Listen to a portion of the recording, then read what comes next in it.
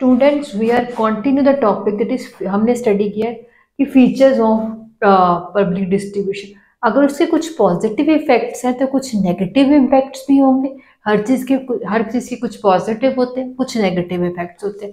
अब हम स्टडी कर लेंगे criticism of public. Criticism means उसके नेगेटिव इफेक्ट्स क्या आए हैं पब्लिक डिस्ट्रीब्यूशन के, कि गवर्नमेंट परचेज तो कर लेती है buffer, instance of hunger are prevented despite overflow of granary.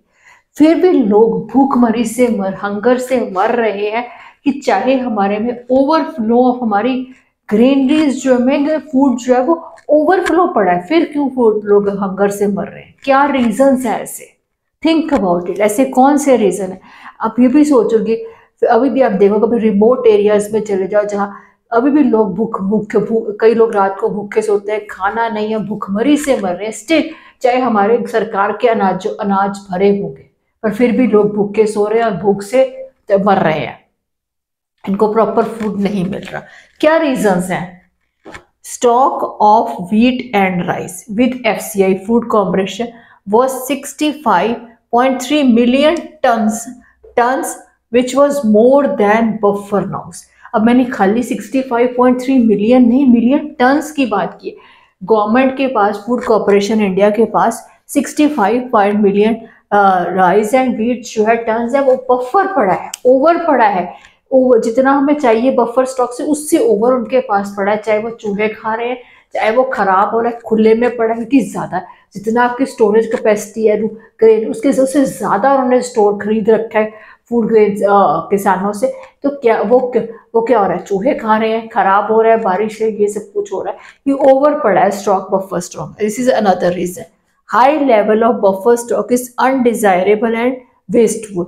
ज्यादा से ज्यादा जो स्टॉक किया गया, बफर का स्टॉक किया गया कि फूड ग्रेन्स का स्टॉक, अनाज और कनक का स्टॉक, ये ग्रीन रेवोल्यूशन आने से प्रोडक्शन बढ़ गई, गवर्नमेंट ने ज्यादा खरीद लिया, वो क्या है? वो वेस्ट हो रहा है, अनाज वेस्ट हो रहा है। और वेस्ट अनडिजायरेबल, हमें जरूरत नहीं है, उससे ज्यादा स्टोर कर रखा है और वो वेस्टफुल है। जब हाई लेवल ज्यादा से ज्यादा स्टोर करने के लिए क्या होगा? आपको ज्यादा से ज्यादा बफर स्टॉक करने के लिए, जहां से वो सीधा तो नहीं हमारी ग्रेनरी इसके अंदर पहुंच जाएगा, हमें अनाज को through transportation, high level of buffer stock carrying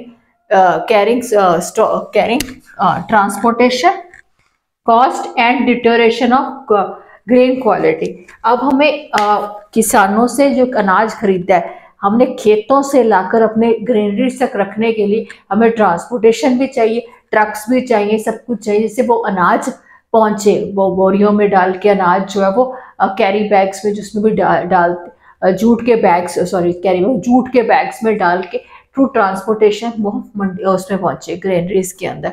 और जो ग्रेनरीज के अंदर पहुंच जाता है, क्योंकि हायर ज्यादा भर लिया अपना स्टॉक, क्या होगा? अब जो अनाज जो लोगों तक पहुंच रहा है, उनको क्या हो रहा है? क्वालिटी डिटोरेट होगी, क्योंकि ज्यादा पड़ा है, कुछ अनाज खराब हो चुका है, कुछ चूहों ने खा लिया। ये सब क्या हो रहा है? इससे क्या हो रहा है? जो अनाज लोगों तक पहुंच भी रहा है पॉपुलेशन तक, उनकी क्वालिटी खराब हो चुकी है।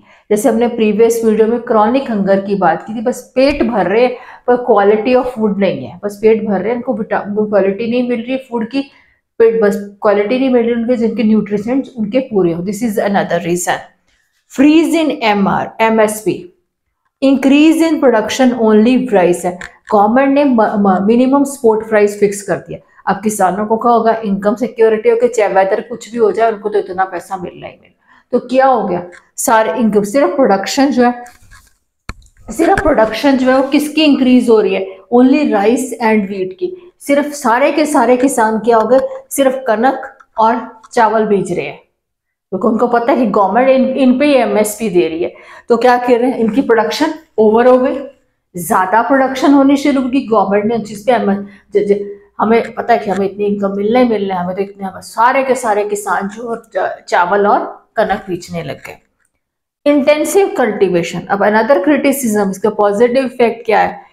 Intensive cultivation of rice also lead to environment degradation and falling water level.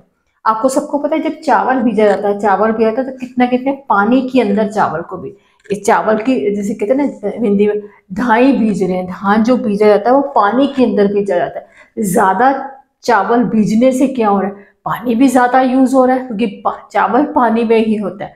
तो ज्यादा चावल बीजने से क्या हो रहा है, पानी ज्यादा यूटिलाइज हो रहा है, हमारा जो जमीन के अंदर पानी है, वाटर लेवल है, वो नीचे गिरता जा रहा है, जिससे इन्वायरमेंट पे भी इफेक्ट आ रहा है, इफेक्ट आ रहा है। और अनदर रीजन, जो गवर्नमेंट ने, जो पीएस डीलर्स, जो गवर्नमेंट के जो राशन कार्ड, राशन के शॉप्स हैं, वो क्या कर रहे हैं, ज्यादा स्टॉक भर लिए, पुअर क्वालिटी।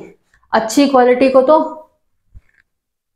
बाहर सेल कर देते हैं, जो ये गंदी सेलिंग में पुअर क्वालिटी, खराब क्वालिटी ऑफ ग्रेन्स जो है वो लोगों को सेल कर रहे हैं।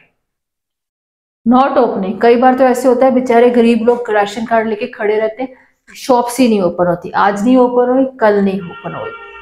क्वालिटी गंदी क्वालिटी के जो राइस एंड व्हीट है वो सेल कर रहे हैं, शॉप्स इरेगुलर है, कभी ओपन कर रहे हैं, नहीं ओपन कर रहे, नॉट रिस्पॉन्सिबल बिहेवियर।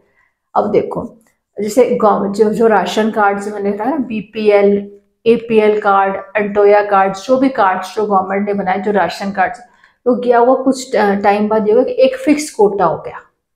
गवर्नमेंट ने एक फिक्स कोटा फिक्स कर दिया कि चाहे वो गरीब है, चाहे वो पुअर है, चाहे नॉन पुअर है, सबको इतना राशन मिलेगा ही मिलेगा, मिलेगा ही मिलेगा। तो इससे क्या हुआ, इसकी इंपॉर्टेंस ऑफ कार्ड्स जो है वो खत्म हो गई, कि नहीं सबको मिलना ही मिलना है कार्ड,